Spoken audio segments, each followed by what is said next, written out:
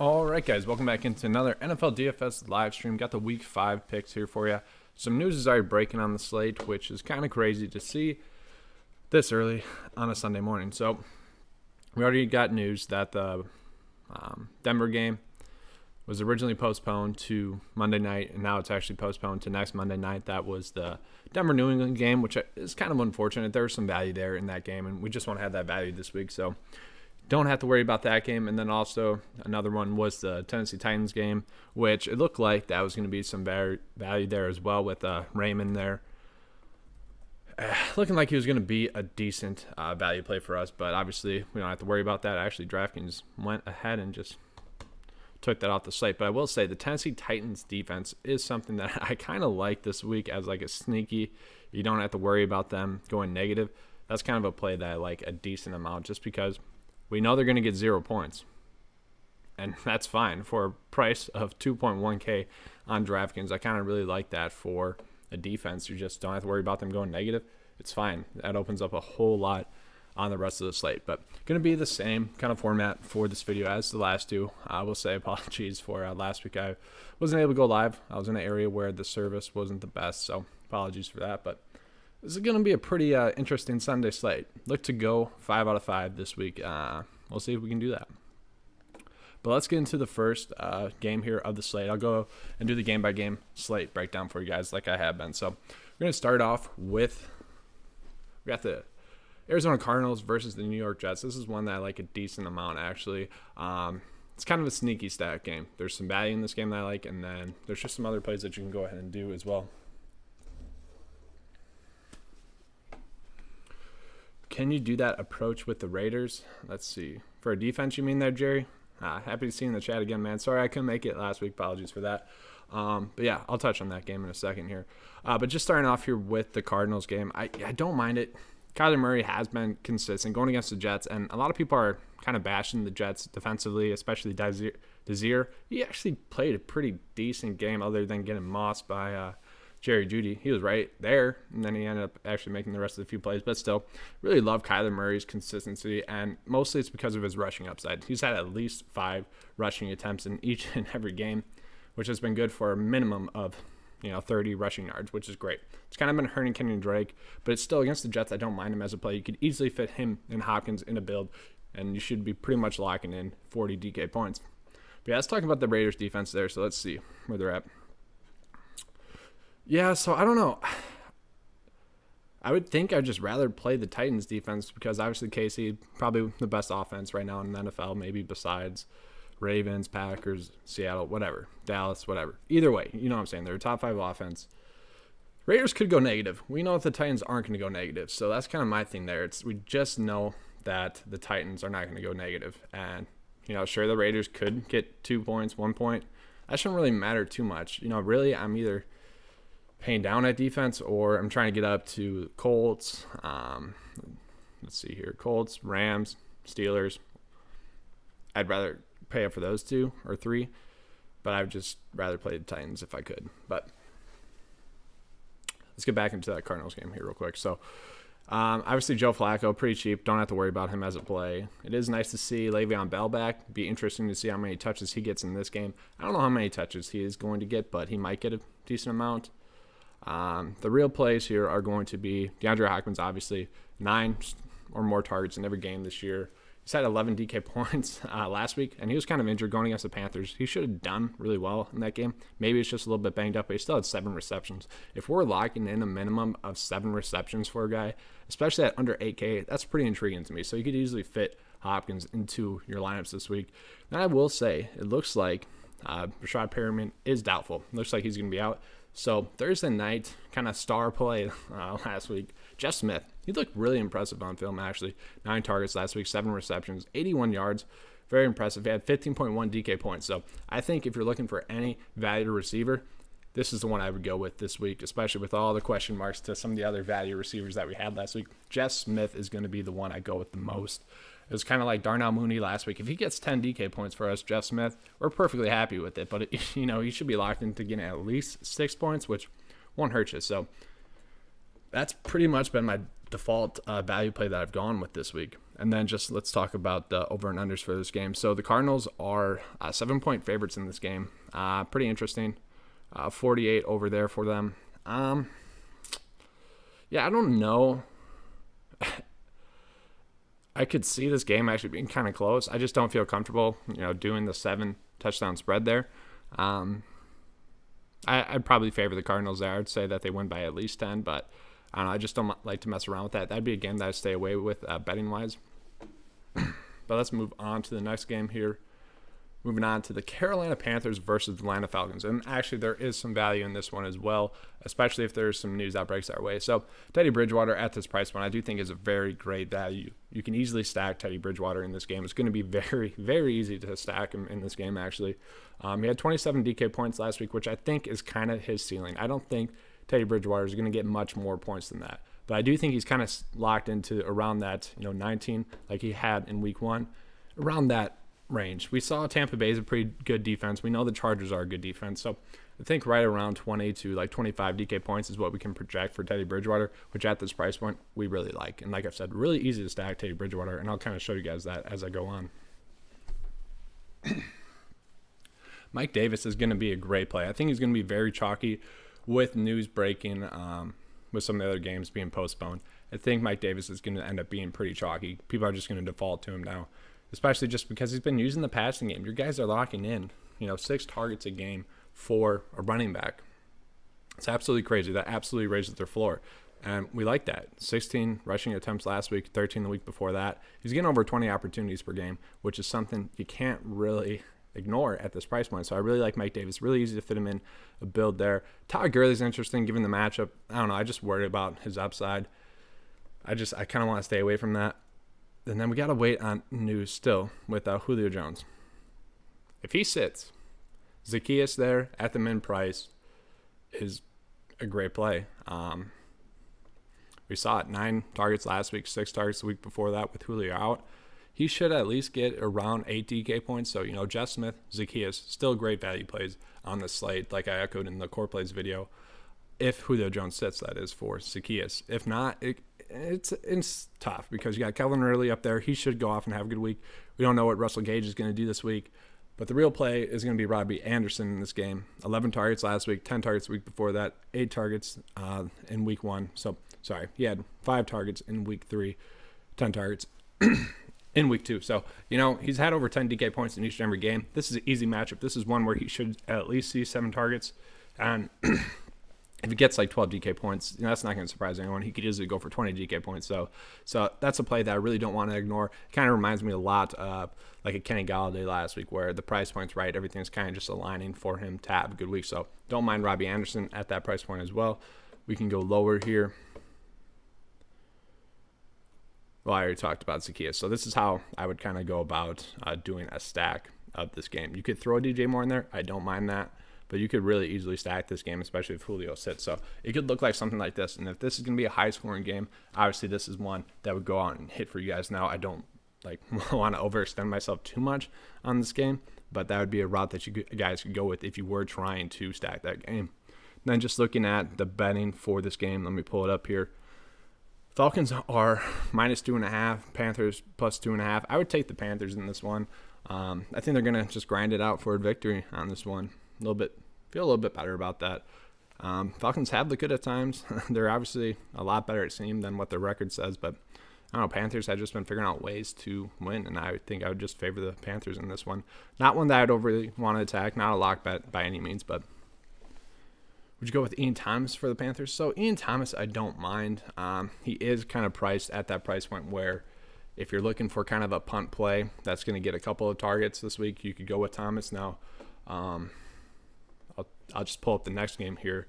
I'll pull this game up as the next game. The real kind of punt play for a tight end that I would want to go with if I was going to go with a punt play tight end would be Darren Fells if Jordan Atkins sits. And that's kind of some news that I'm waiting on because I've ended up in this range a ton. I don't really feel comfortable paying up for Eric Ebron, and I kind of just want to pay up for George Kittle. But obviously that leaves a lot of salary in between. Evan Ingram I like as well, but I kind of end up in a dead salary range with the tight end spot. So I'm really hoping that Jordan Atkins actually does sit out. He had a concussion last week. So if he does sit out, Darren Fells becomes a very interesting play at this price point. Hasn't had like a ton of targets, but obviously Jordan Atkins was in there splitting targets. If he gets around 4 DK points, I won't mind that at this price point. And I did mention Richard Rodgers as a value pump play on the slate as well for tight end. You could go with that route as well. I would say, after 4K, the tight end spot really becomes kind of unpredictable. You're just looking to get lucky, so why not go with someone that targets the tight end a lot? And that's kind of why I like Richard Rodgers. But we'll stay on this game, the Jacksonville-Houston game here. So, there's not much to hate, but there's not much to love about this game, except for our boy James Robinson, who I'll touch on in a second. But Deshaun Watson at this price point, I think he's safe. I think you're going to be locking in around 17 DK points in this game, which not going to hurt you. So if you kind of just like shoulder shrug, end up on him as your quarterback this week, don't mind it. It's not going to be a bad play for you. Let's see here. So James Robinson. Everyone knows 9 to 5 has been on James Robinson a ton. I just saw a tweet from Roto World. I would pull it up. I just don't feel like it. But pretty much they said that is James Robinson the best waiver wire pickup this year? I'm just like, how is he a waiver wire pickup? Everyone knew, not everyone, but everyone that follows 9 to 5 knew that he was going to be the go-to guy for that offense for about a month before the news broke. So I don't know. It's just kind of weird that people had him as a waiver wire at the start of the year. All the leagues that I was in, he was getting drafted. A lot of the best ball leagues, eventually, towards the end of the year, he was getting drafted. So it was just a weird rant there for you guys. But James Robinson, I like a ton. News just broke that they're going to try to get him some more second half touches. Take that for what it's worth. He's just looked good, though.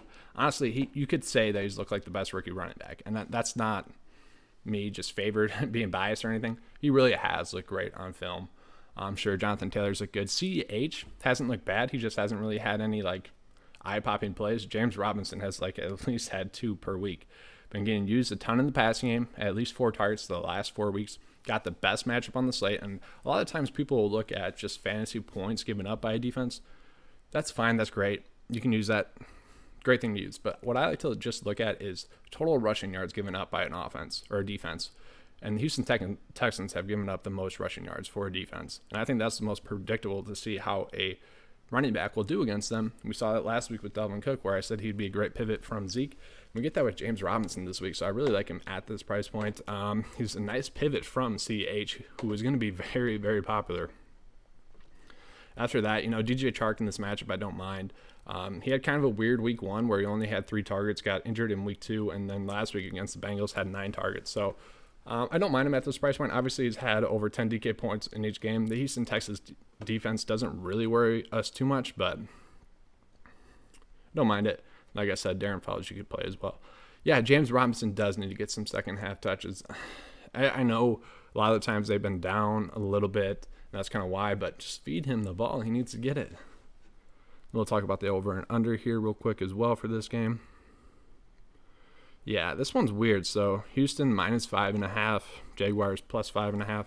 I'd probably favor the Jaguars. I think these teams are pretty equal across the board. So I think I would favor the Jaguars in this one. I think that's a little bit too high for them. So definitely go with the Jaguars in that one. That's actually the first one out of the 3 games that I've touched on that I feel pretty good about. But now we'll move on to the Rams-Washington game. Decent game here. There's a little bit decent value in this one here. Would you go with David Johnson on the other side? I'm fine with David Johnson. I just don't care to play him. I think I would just stay away from that side of the range at the running back spot, either pay up or there's a couple that I'll touch on here. Just a second, I can start off here with actually Antonio Gibson at 5K. Pretty solid price point. He's been getting a decent amount of opportunities. Not great. It seems like they want to keep getting the ball, and each week they're going to keep trying to get him more opportunities. He's kind of been lucky in the production department pretty much the last 3 weeks with getting a touchdown each week. It's kind of lucky. We know that, but he is starting to get used in the passing game more. News was breaking that they do want to start using him in kind of that CMC role, which was kind of just, I get why people are using that as like the headliner. Take that with a grain of salt. He's not CMC. He's not going to be used exactly like that, but I get it. They want to use him in like short passing routes. They want to get him the ball quick. So we could see that maybe in this game going against the Rams. The Rams are a tough defense though, and I think they're one of my favorite defenses on the slate as well. But I'm fine with Gibson as like a value pump play. He should hit value on the slate. And then we got Kyle Allen at 4.1. And everyone take a deep breath. For real though, You don't feel good about playing Kyle Allen, but you just know that he should hit value in this game against the Rams. Now, maybe he gets pulled after like a bad start. That's kind of my worry. But at 4.1, all he really needs to do is score a touchdown, and he's going to hit value. I kind of see that happening. You know, Kyle Allen, he wasn't horrible. He was usable in DFS the last year pretty much because he was always underpriced. So there's a few weeks in there where I fit him into my builds, and I just smashed the studs that were on the slate. So you could play Kyle Allen. That helps you pay up for Hopkins. That helps you pay up for Kittle. That helps you pay up for Zeke. You know, you could fit all those three guys in there by fitting Kyle Allen in there, where if he only gets you 10 DK points, but those other guys make up for it, that's not going to hurt you as much as, say, maybe a 5K, 6K quarterback not hitting value. Because obviously when you play those guys, you can't fit in as much studs. So I really don't mind it as a pump play. You could easily fit Kyle Allen into a cash build where you're just trying to raise the floor of your lineup. Now, obviously, you're kind of decreasing the ceiling there a little bit, but not a bad play. Then after that, there isn't much that I like here except for Dontrell Inman. Sneaky value play. I wish he was a little bit cheaper. 3.7 is a little bit too rich for me, but we can see it. At least 5 targets in every game this year. With Steven Sims Jr. getting ruled out.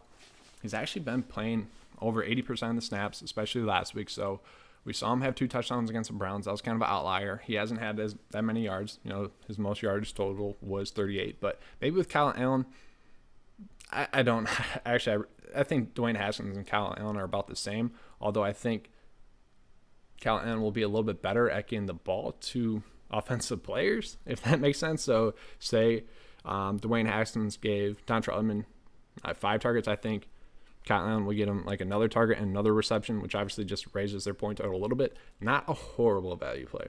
If you end up on that price range in your builds, I don't mind it. Robert Woods, Cooper Kupp, fine if you end up on them. Don't love those. Not going on my way for them. Tyler Higbee, though, is a very sneaky tight end play. GPP only play. We've seen him have some tremendous upside. It's really where Sean McVay wants to attack a defense.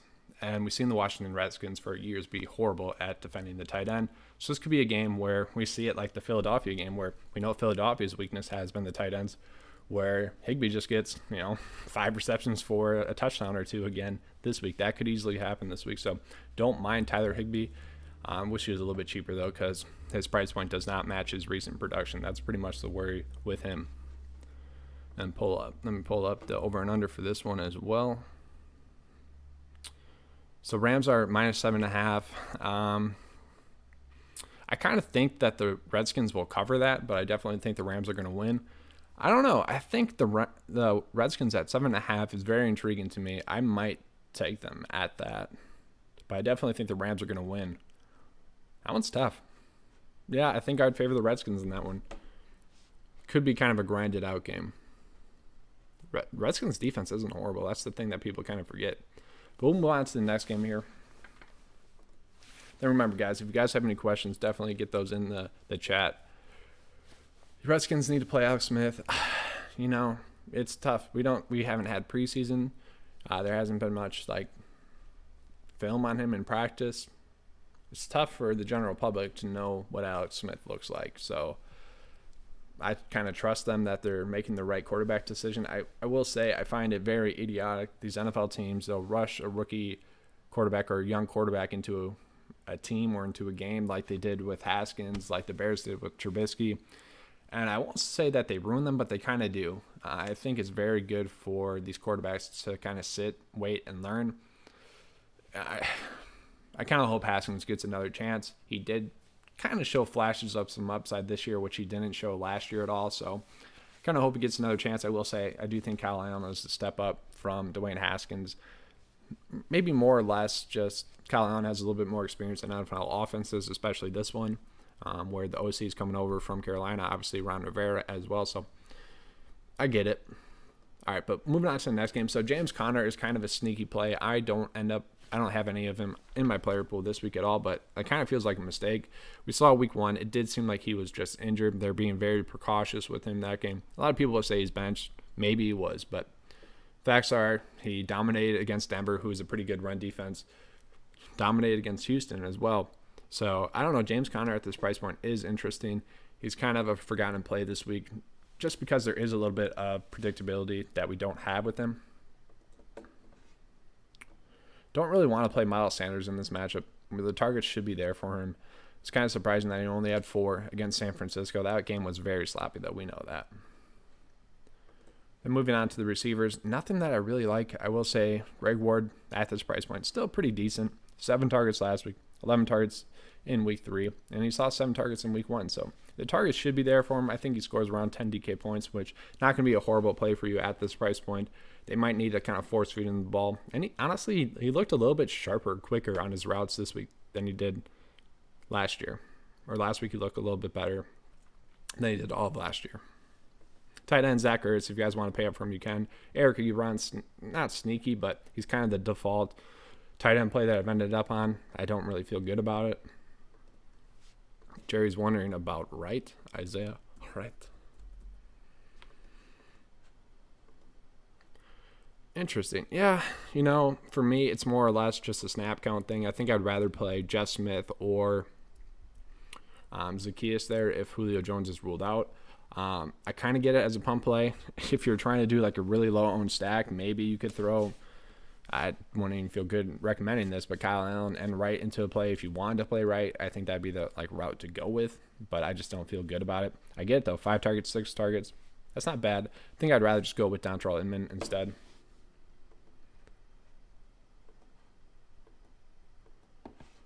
Let's see the over and under for this one as well. Steelers 7.5 favorites. I don't know. I feel like the Eagles get that one at plus 7.5. They're a team that kind of just figures things out as the game goes on. It's never been good looking pretty much the last 20 games for the Eagles, but they somehow managed to either pull out a victory or keep the game close. It's going to be ugly if that happens, but I don't know. I feel like that's way too much for the Eagles Steelers. Moving on to the Bengals versus Baltimore. This one's pretty interesting as well. So, let's see. Start with the quarterbacks. I don't really want to play Joe Burrow. I don't really want to play Lamar Jackson. Lamar Jackson, the highest priced quarterback on the slate. Don't feel comfortable with that. Joe Burrow, sure, he's been passing the ball a ton, and I think they're going to have to pass in this game. Haven't really liked what I've seen with Joe Mixon so far this year, and obviously Joe Burrow has been pretty productive, although I just think that this price point is way too juiced up for him. I think there's going to be some better plays that we can play at the quarterback spot than Joe Burrow. I was really hoping, honestly, wasn't hoping that Lamar Jackson would sit, but I would have really loved to have been able to play Robert Griffin Jr. at this price point. It looks like Lamar Jackson's going to play, so that's kind of a moot point. So Tyler Boyd is really the only receiver that I want to touch on in this game. He's been a target monster the last 3 weeks, 8, 13, and 8. And they've all been pretty solid for receptions, 7, 10, and 7. I mean, that's just great. If we could lock in 5 or more targets at this price point, I think we could easily predict 12 DK points. And the Baltimore Ravens defense was good at the start of the year. It seems like they're kind of falling off. It seems like offenses have kind of figured them out a little bit. T. Higgins, I don't know how to feel about him. He hasn't really looked great on film, to be honest with you. I don't know what it is. He's just kind of stumbling around, it seems like. Just a big guy stumbling around on the field. But the targets have been there for him, and he's actually been used in the red zone a decent amount as well. So I don't like him at that price point, but it wouldn't surprise me if he got 1 touchdown, like two receptions for 1 touchdown. Drew Sample really sucked last week, or in week 3. Came back a little bit in week 4. I just don't feel comfortable with Drew Sample there. Should probably just be around 4 DK points. Mark Andrews, I mean, if you want to play him, you can. Obviously, we know he has that upside. I think I'd just rather try to pay up for George Kittle if I can, 400 more. That's kind of where I'm at with the tight end spot, or I'd just rather pay down at the tight end spot if I can. If you want to play Mark Andrews, though, shouldn't be a bad play. We know he's basically their number 1 receiving weapon in that offense. I already talked about the Jacksonville-Houston game, so I'm going to move on to the Raiders versus the Chiefs. Going to do a quick water break here. So, yeah, if you guys have any questions, get those in.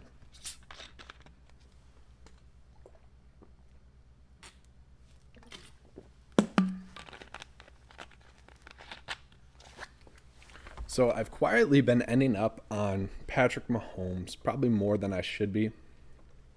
He just seems too cheap. We're pretty much locking in 20 DK points. And there's always like a quarterback on the high end where I just feel great that they're going to score at least 20 DK points. If a quarterback misses on the high end that you pay up for, that's really, really going to hurt you. But I just don't see that happening with Mahomes in this game. Now, the only way that does happen is if the Raiders really establish the run, really have some long time of possession drives. I just don't see that happening this week. So Mahomes at this price point, I love. He's kind of my third most owned quarterback on the slate. And then CEH, I think he's going to end up being the most owned running back on the slate. He is pretty priced down for, locking in 20 opportunities in this matchup. I already touched on it, though. I like James Robinson just as much, pretty much. Give the edge to Allaire a little bit more just because the better offense. It's not the better matchup, but it's more likely that he'll give a touchdown given the offense and given how much the Raiders touchdowns they've given up via the run game. So CEH, I do like. You can almost lock him in. The only problem with that is I really hate playing quarterback, running back, and I've done that a ton, which I really don't like to do. You could easily play Tyreek Hill. Don't mind that. I think it's going to be a good play. Let's see the news on Henry Ruggs. So if Ruggs sits out, Aguilar, Zay Jones, they become interesting.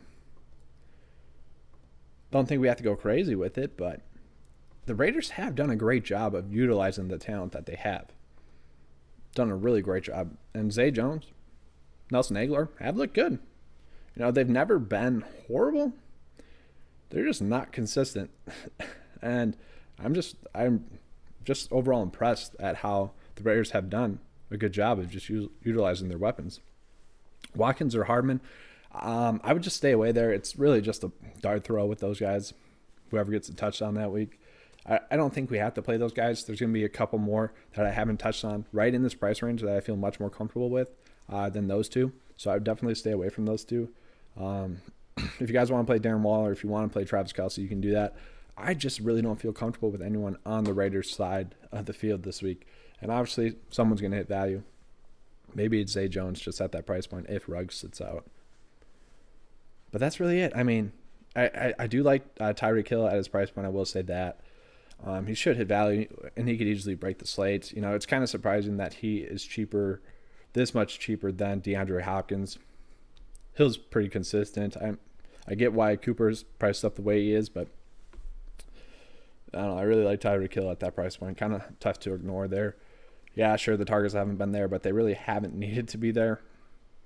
Still, over 6 in each game. That's pretty good. Henry Ruggs is active now. Okay, so Zay Jones, you can't play him then. That sucks. But, oh well. I feel better about Jeff Smith and Zacchaeus anyways. Do you have any update on Julio Jones there, Dave? Don't see the news just yet on him because I want to know if I can play Zacchaeus or not, or if it's just going to be smashing Jeff Smith at that min-price receiver spot. But let's see the over-under for this game. Let me pull it up on my screen here. -11 for the Chiefs. That seems really... These are some crazy point spreads here. That's insane.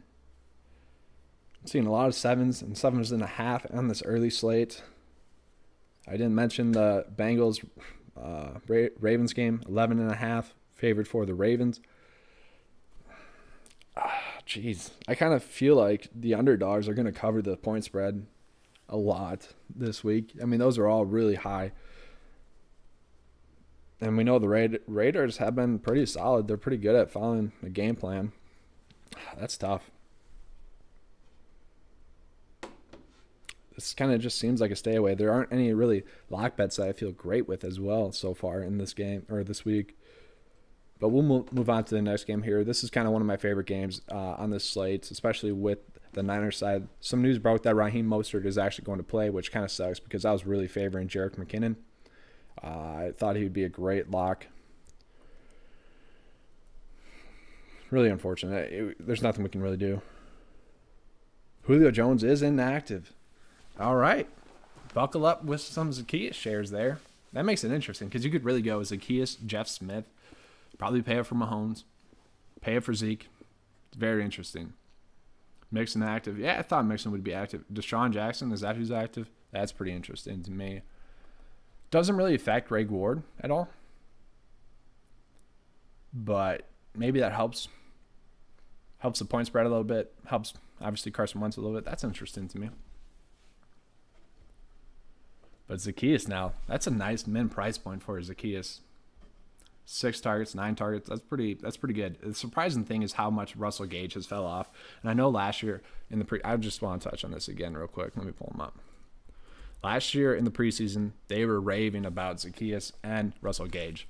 So it's not really surprising that those two are, being productive now with Hooper gone, and now obviously with Julio out. You take away those two big passing target presences. It's not surprising that some of the guys that they really liked last year are stepping up with Gage, Zacchaeus as well. So it's weird that the number 3 receiver has been very valuable in this offense. You look at and see what Zacchaeus did the last 2 weeks. That's pretty good at the main price point. And then we'll pull up Russell Gage here as well. It seems like Matt Ryan's just been defaulting to the receiver number 2 a lot. So the first 2 weeks, you see what Russell Gage did there. That's pretty darn good. The number 3 receiver in this offense has been averaging over 15 DK points per game, which is surprising for the Falcons' number 3 receiver. I don't know. I think there's something to be said there. It's definitely an interesting play. I still would rather go with Jeff Smith, I think. But let's move on to this game because I teased it a little bit. I really like Jimmy G in this game at 5.5.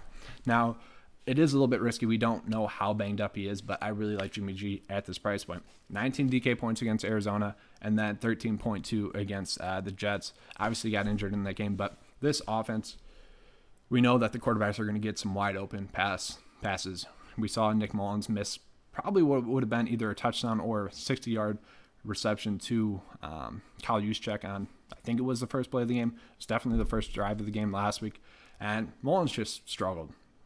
Don't see Jimmy G struggling that much against the Miami Dolphins. This is a great matchup. He should easily hit value at this price point. And he's kind of my favorite pay down play on the slate. I do really like Teddy Bridgewater, but for me, I just don't see the point of paying up for Teddy Bridgewater when Jimmy Garoppolo, probably same floor, a little bit higher ceiling in the matchup, might just pay the discount for Jimmy G this week. I really like it as a play. And now I don't have to worry about playing McKinnon with Jimmy G as a stack. I already touched on that with the Mahomes CH. Don't have to worry about that because it seems like Raheem Mostert's going to play. Although I still think that McKinnon can hit value. It's just not a lock. So I had McKinnon as pretty much a core play. Going to move him down to a low exposure play this week now. Myles Gaskin at this price point is still pretty cheap. I will say it's pretty weird how everyone calls him Myles Gaskins because of Dwayne Haskins. It's Myles Gaskin. Everyone in the fantasy football industry calls him Gaskins. They add that N or S on there. It's really weird. I don't get it, but sorry about that quick rant, but still, they need to give him the ball. It seems like they want to continue to give him the ball as well. 4 targets last week, 5, 7, and 4. That's pretty solid from the running back spot. If he converts those into receptions, that gives him a nice safe floor of around, 5 DK points or so. And then he needs to get involved in the rushing game a little bit more. Last week, only 10. And he looked decent, though. Against the San Francisco 49ers, they're very good against the run.